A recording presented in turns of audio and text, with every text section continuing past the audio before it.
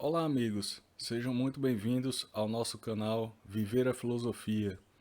O tema do nosso vídeo de hoje é uma dica de leitura, nada mais, nada menos do que o primeiro livro da civilização ocidental, A Ilíada, de Homero.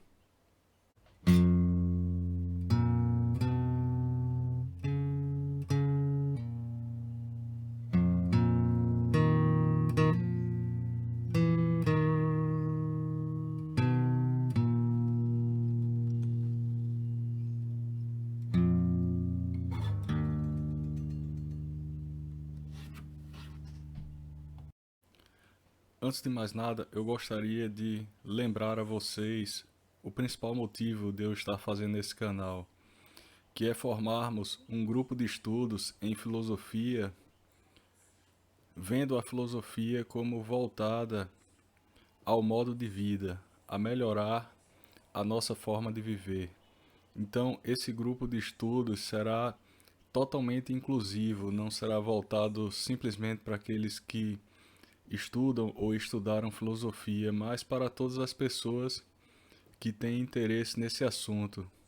Para saber mais um pouco sobre esse grupo que será aberto no futuro, quando nós tivermos uma quantidade suficiente de inscritos aqui, dê uma olhada lá no nosso vídeo piloto, que é o nosso vídeo número 1, onde eu falo com mais detalhes sobre essa ideia. Bom, primeiro de tudo, para que ler a Ilíada? Algumas pessoas poderiam pensar, poxa, mas já existem tantos filmes, né? Tantos resumos, tantas histórias por aí, né? Contando a história da Ilíada de uma forma talvez graficamente mais atrativa. Por que que eu vou ler um livro tão extenso? Eu adianto logo a vocês o seguinte: nada vai substituir a leitura da Ilíada, do próprio Homero. A melhor definição que eu pude pensar para a Ilíada é uma definição um pouco derivada das palavras de Frederico Lourenço, que é um dos tradutores da Ilíada. Eu diria que é um livro composto com sangue e lágrimas. Eu diria mais ainda que talvez se nós pegássemos e espremêssemos as páginas da Ilíada, sairia o sangue e as lágrimas daqueles gregos e troianos que viveram naquela época, que era uma vida totalmente diferente da nossa. Ler a Ilíada é se colocar como uma parte da tradição ocidental. É algo quase espiritual. É você se colocar como integrante dessa cultura. Nas palavras de Frederico Lourenço, cito: A Ilíada é o primeiro livro da literatura europeia e, de certo ponto de vista, nenhum outro livro conseguiu superá-lo, nem mesmo a Odisseia. Lida hoje, no século XXI, a Ilíada mantém inalterada a sua capacidade esmagadora de comover e perturbar. As civilizações passam, mas a cultura sobrevive. É nesse sentido que parece apontar a mensagem deste extraordinário poema. Ler a Ilíada é reclamarmos o lugar que por herança nos cabe no processo de transmissão da cultura ocidental. Cada novo leitor acrescenta mais uma etapa, ele mesmo um novo elo. Fim da citação. Ou seja, quando você lê a Ilíada, você se coloca como um desses elos que trazem a Ilíada do século 8 a.C. até os nossos dias atuais e que funciona como uma espécie de pilar, um dos pilares da nossa própria civilização. Bem, sobre o que fala a Ilíada? Qual é a história? Bom, o seu primeiro verso diz exatamente o seguinte: Canta, ó deusa, a cólera de Aquiles, o Pélida. mortífera que tantas dores trouxe aos aqueus, e tantas almas valentes de heróis lançou no Hades, ficando seus corpos como presa para cães e aves de rapina, enquanto se cumpria a vontade de Zeus. Desde o momento em que primeiro se desentenderam o Átrida, soberano dos homens, e o divino Aquiles. Bom, eu adianto a vocês que eu não vou contar a história, não vou fazer um resumo do livro, pois nenhum resumo chegaria próximo ao que traz o livro. O que eu posso dizer para vocês, veja só, analisando esse primeiro verso, é que primeiro trata-se de um poema que originalmente ele era cantado pelos Aedos e os Rapsodos, e lá provavelmente pelo século VI a.C., ou seja, um poema que foi composto, provavelmente foi juntada, essas histórias foram juntadas lá pelo século VIII a.C., mas que foi escrito lá pelo século VI a.C. E o Aedo, logo de início, ele pede inspiração à deusa. Canta, ó deusa, ele fala. Ou seja, como se a deusa falasse por seus próprios lábios. E canta o quê? A cólera de Aquiles, a ira de Aquiles. Aquiles, que é o principal herói dos gregos durante esse período, durante essa guerra, e a principal máquina de guerra dos gregos, né? O homem mais temível, junto com, claro, o seu exército. E Aquiles, no início da história, ele vai se desentender com quem? Com o Átrida, que na verdade digamos assim, Átrida, né? Seria o povo do qual faz parte o general que comandava os gregos nessa guerra, que era Agamemnon. Essa fúria de Aquiles a partir do desentendimento com Agamemnon vai ditar o caminho dos gregos, né? E o desfecho da guerra para os gregos. Vai ditar o caminho dos gregos durante a guerra e vai ser, digamos assim, fatal para o desfecho que a guerra tem, o desfecho dos gregos durante a guerra. E aí, durante o livro, você vai ver porque a ira de Aquiles trouxe tantas dores aos aqueus. Agora, principalmente, a ira de Aquiles dá o tom da Ilíada, mas a Ilíada ela não fala principalmente da ira de Aquiles, mas da chamada Guerra de Troia. O que era a Guerra de Troia? A Guerra de Troia foi uma guerra travada entre os gregos que se compunham de vários povos, né, vários reinos diferentes, né? Cada um desses reinos mandava o seu rei e o exército para lutar. E aí eles se formavam como se fossem um exército só, mas cada parte, né, do exército sob o comando do seu rei. O comandante de todos eles, o grande general dos gregos, era o Agamemnon. E todos esses gregos, eles se identificavam através da mesma língua, que era o grego. Já por outro lado, os troianos, eu estou falando dessa forma de gregos e troianos para simplificar um pouco. Os troianos, eles também fizeram alianças com outros povos, só que esse lado, né, dos troianos, que obedeciam a um personagem chamado Heitor, Eles, ao contrário dos gregos, nem todos aqueles povos falavam a mesma língua, eles falavam línguas diferentes. Por que que eles estavam guerreando? A Ilíada começa a contar a guerra quando essa guerra já está no seu 9º ano. Eles já estão guerreando há 9 anos e aí a ação se passa por mais um ano. Foram 10 anos de guerra. E aí a história já começa pelo 9º ano. Mas por que que essa guerra começou?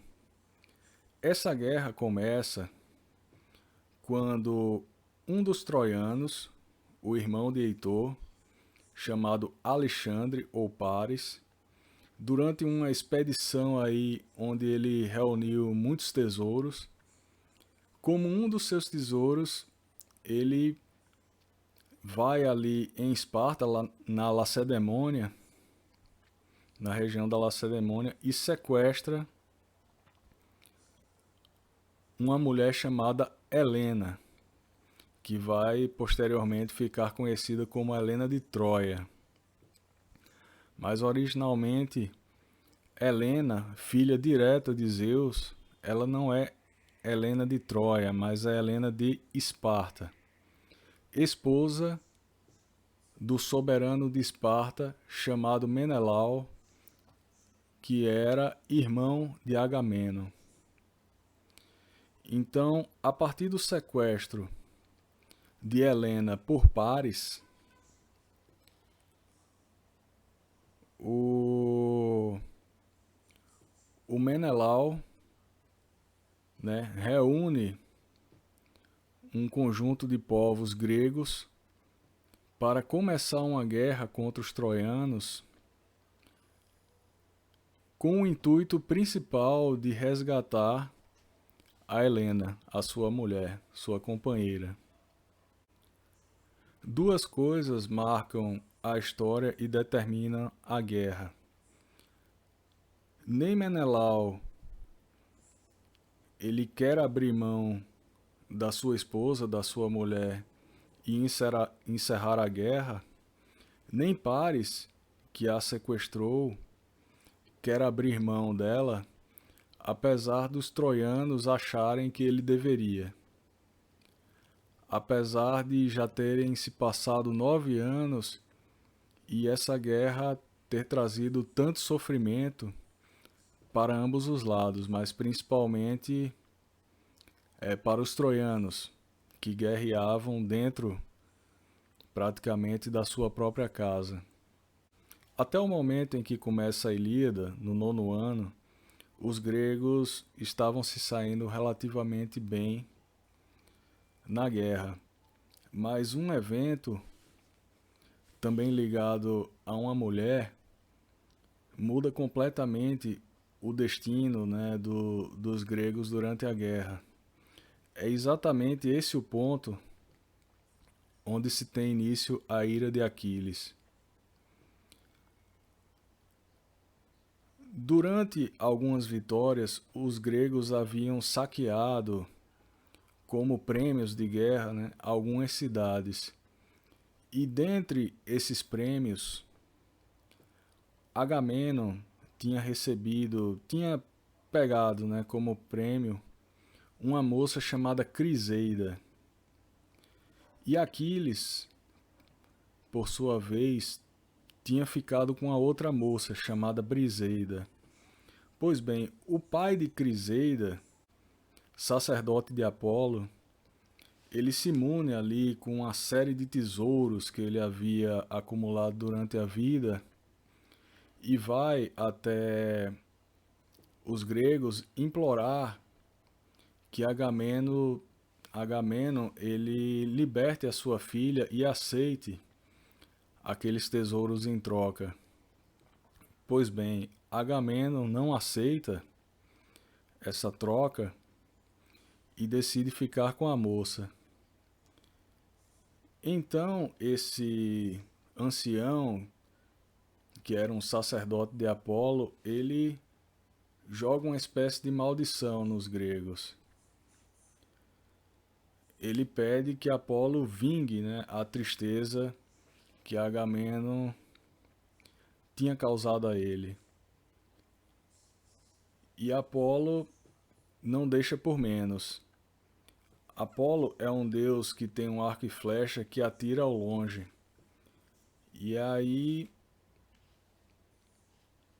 acontece uma espécie de doença, né, uma peste entre os exércitos gregos que eles consideram ser, aliás, a Ilíada considera ser as flechas de Apolo disparadas ao longe, de longe. E aí o que é que acontece? Os gregos, eles fazem essa ligação.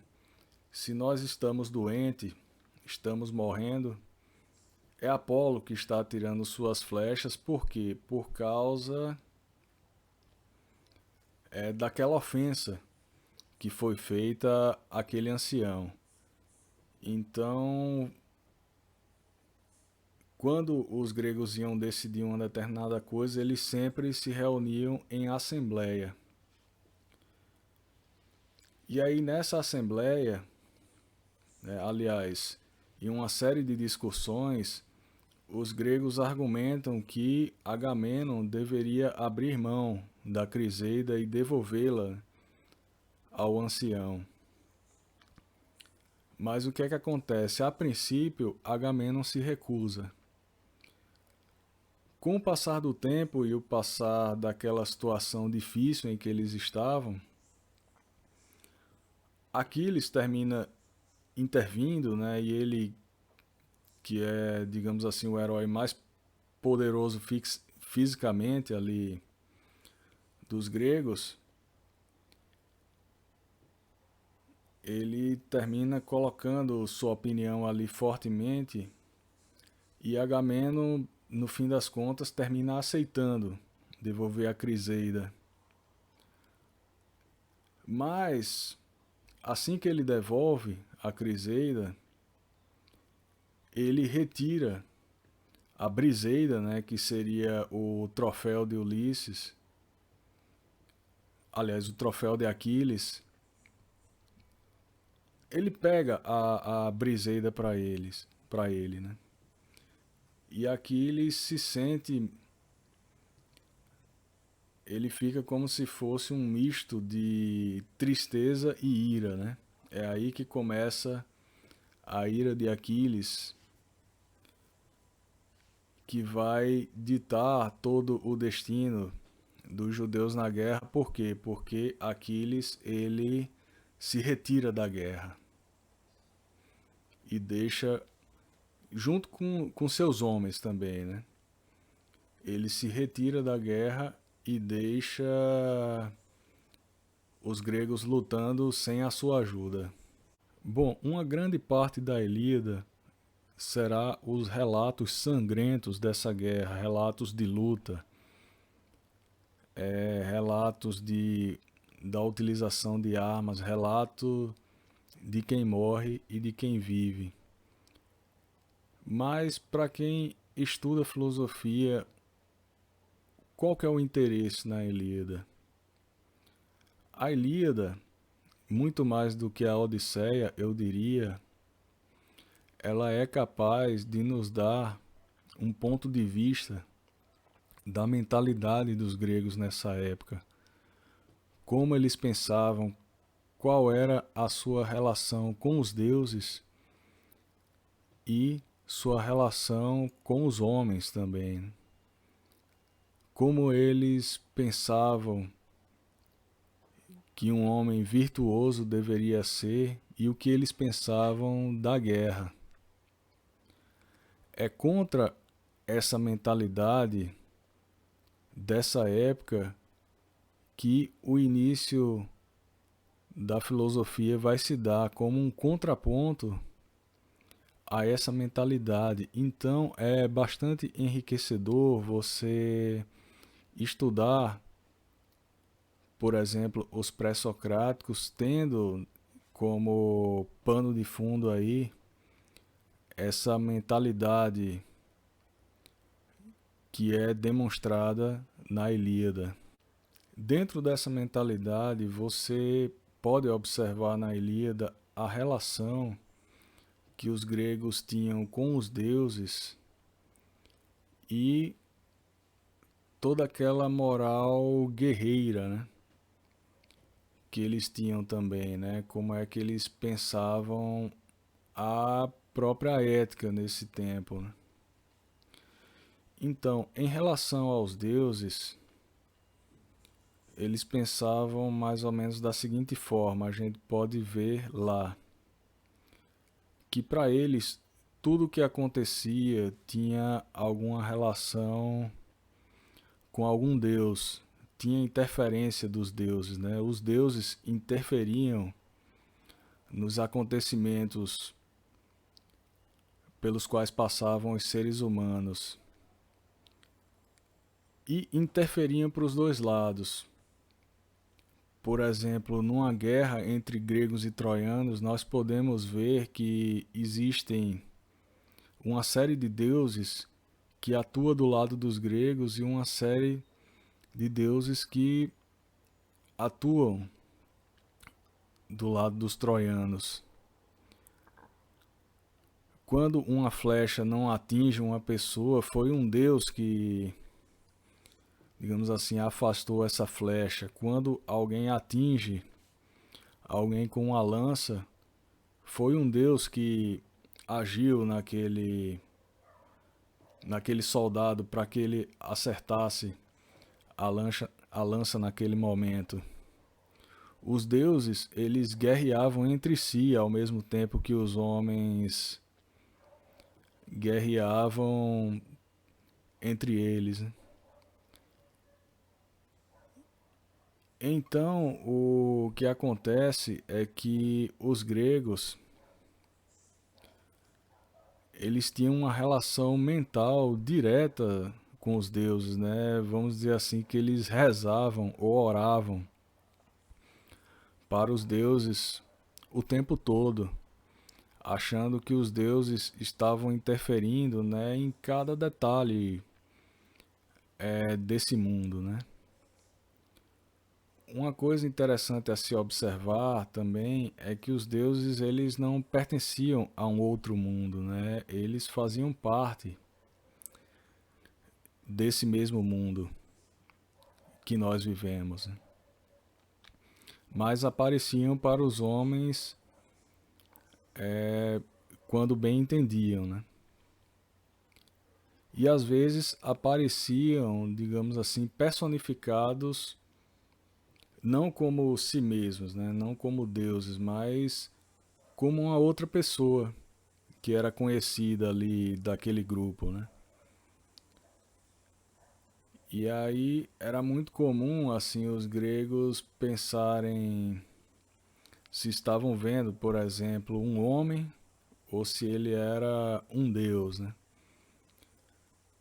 E outra coisa, os povos também, eles se viam como descendentes, né? Geralmente de algum deus ou algum herói. Você tinha, né, na religião grega a possibilidade de ter um cruzamento entre Deus e homens, e geralmente os, os povos, né, eles se viam como a descendência, né, de algum deus, por exemplo, e que aquele deus ele agia para favorecer a sua cidade. Então cada cidade ou cada reino, né, no caso na época, tinha o seu deus principal, mas essa religião levava em consideração os outros deuses também. Em relação à moral guerreira, né, é interessante observar como a guerra fazia parte, né, daquele mundo deles, de forma que os gregos, mesmo até o período clássico, né, chegando ao período clássico, eles viviam para a guerra, né? A guerra significava a própria sobrevivência do povo, a defesa da sua terra, né? A defesa da sua família. Então, toda a arete, ou seja, a virtude grega, ela estava ligada, em primeiro lugar, à proximidade da descendência com algum deus. Em segundo lugar, a potência que essas pessoas tinham, né, potência corporal mesmo, durante a guerra. E, coincidentemente, essas mesmas pessoas que eram cada vez mais próximos de Zeus, em termos de descendência, a pessoa seria melhor, cada vez mais forte também, mais potente, mais douto aí nas artes da guerra. Ela também seria melhor, e tudo isso viria acompanhado, digamos assim, também da inteligência, né? Essas pessoas seriam mais inteligentes que as outras. E uma coisa interessante observar também em relação à coragem. Essas pessoas também seriam as mais corajosas. Mas ser corajoso não significa que eles não sentiam medo.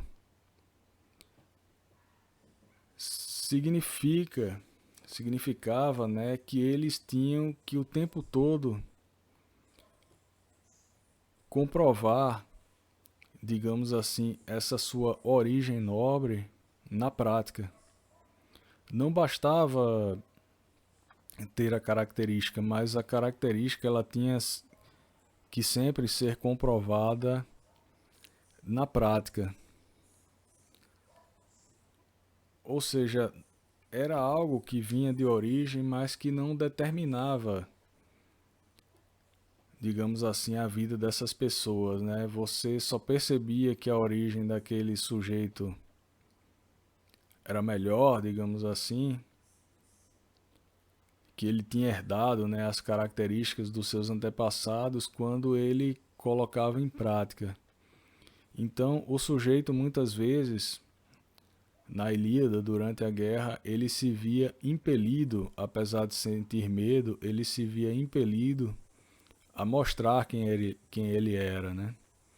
E existia um receio muito grande, né, do que iria ficar, né, como sua reputação histórica, digamos assim, né? O que é que as pessoas, o grego se importava com o que iriam falar dele, né? Mesmo depois que ele morresse.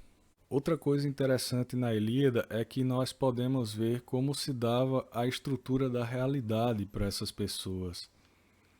E o que é interessante nisso é que essa estrutura da realidade termina sendo bastante diferente, né, de como os primeiros filósofos vão enxergar essa realidade. Você tinha o seguinte, você tinha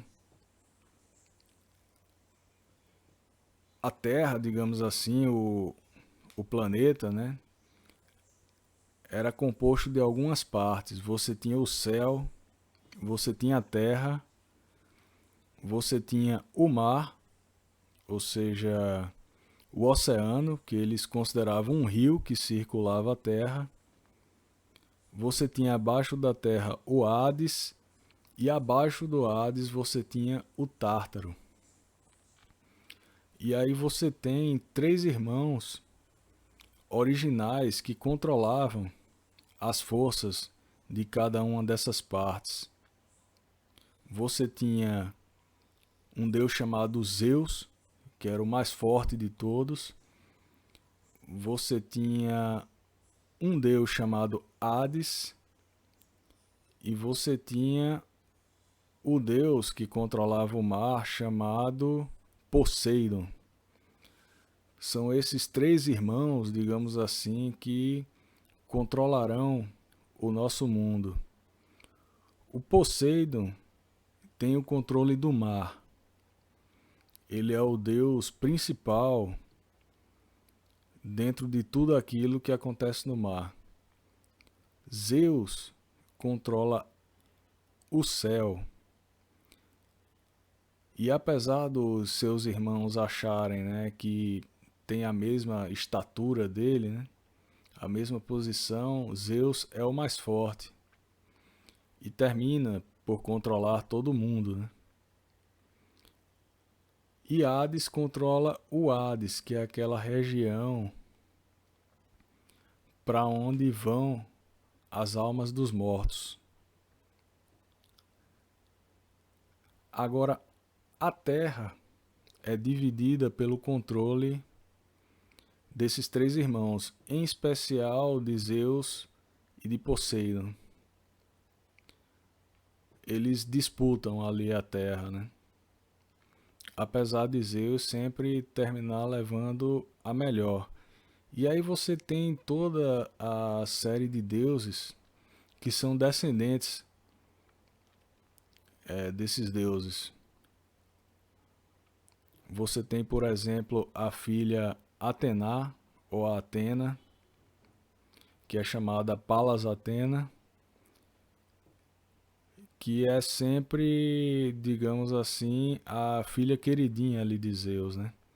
E ela tá sempre colocando o pai numa situação difícil, brigando com o pai, né, para que determinada coisa aconteça. Você tem Hera, por outro lado, que é a mulher de Zeus.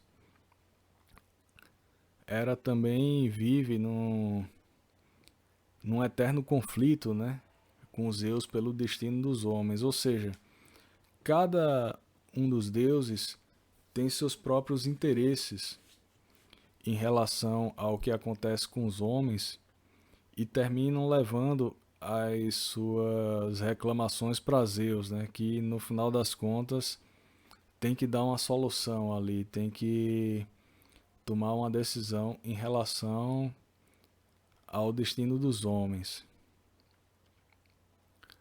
Então essa é, digamos assim, a estrutura, né, da realidade da forma que os gregos viam, né? Nessa época e através dessa sua religião, né, que a gente viu um pouco, né, que é uma religião cívica. Então, um outro detalhe interessante também é que os deuses gregos,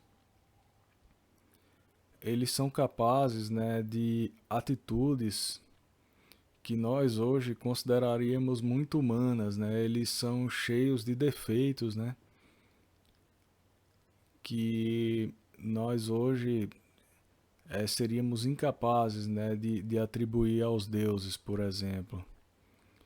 Então são deuses assim também, por outro lado, capazes, né, de atitudes bastante cruéis em relação tanto aos outros deuses quanto em relação aos seres humanos, né? Assim, só para resumir, podemos dizer que os deuses gregos têm defeitos, né? Defeitos bem humanos, né? Por assim dizer. Então, para finalizar, eu só deixo a mensagem para vocês, né, de que vale muito a pena ler a Ilíada, apesar de algumas partes talvez se tornarem um pouco maçantes, né, pelos longos relatos de guerra, mas principalmente para quem estuda filosofia, né, é algo bem interessante fazer essa leitura, né? Aliás, é imprescindível. E para quem não estuda filosofia também pense no seguinte, que você estará lendo, né, histórias que foram cantadas, né, muito antes de Cristo. Bote aí século 8, século 9 antes de Cristo, né? Você se imagine ali num daqueles festins, daqueles banquetes gregos ali, né? Num simpósio e o Aedo cantando aquela história para você, né? Você lendo a Ilíada está fazendo uma conexão direta com essa época, né? Com esses momentos.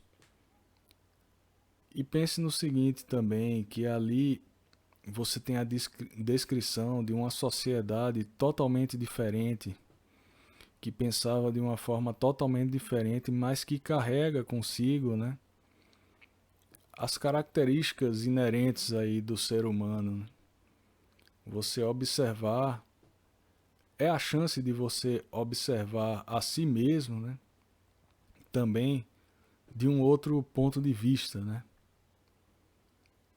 E não só da cultura e do nosso tempo, mas você consegue enxergar a si mesmo com outros olhos, né? Após ler a Ilíada. Então, leiam, né?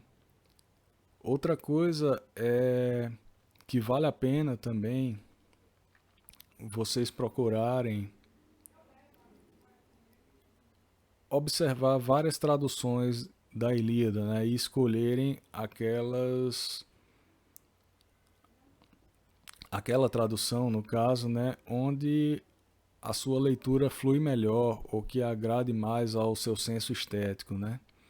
Vale a pena você comparar as traduções, porque algumas traduções dificultam muito a leitura, né? Aí você pensa que é um livro super difícil, mas na verdade não é. Era um livro extremamente popular, né? Feito para a população em geral mesmo. Às vezes a tradução para o português é que torna as coisas difíceis, né? Então é isso aí, pessoal. Muito obrigado por terem assistido ao vídeo. Se você chegou até aqui, por favor, se inscreva no canal, coloque aí um comentário, clique aí no like para ajudar esse canal e principalmente, se você achou interessante a ideia aí do grupo de estudos de filosofia, se inscreva no canal para receber a notícia aí quando o mesmo for aberto. Então é isso, obrigado e até o próximo vídeo.